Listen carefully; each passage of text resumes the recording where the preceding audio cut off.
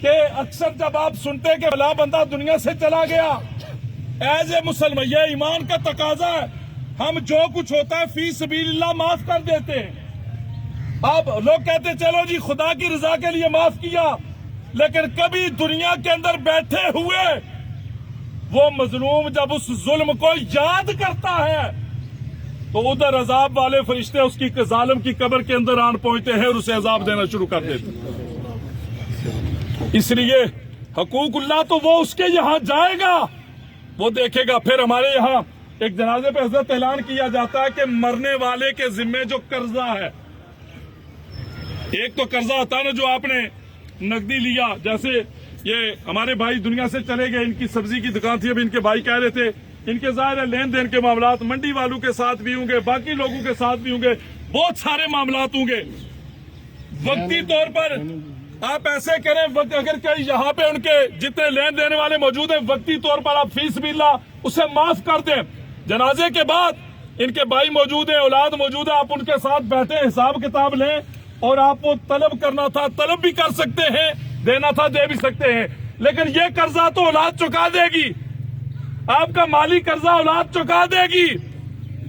لیکن جس مظلوم پہ آپ ظلم کر کے چلے گئے، غور کریں وہ قرضہ کون چکائے گا؟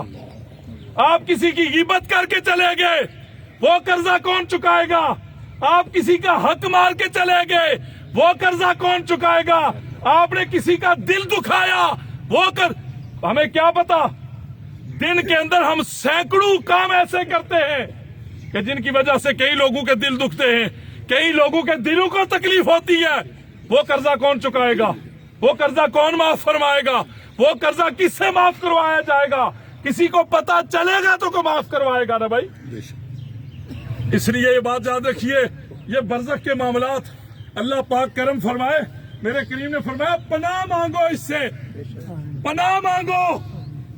بڑے عجیب معاملات ہوتے ہیں میرے کریم، یہ عام قبر ہوتی ہے، چاہے کوئی بڑا لین لاٹ تھا، کوئی پیر تھا، کوئی فقیر تھا، کوئی شاہ تھا، کوئی گدا تھا، کوئی اعلیٰ زندگی گزارنے والا تھا۔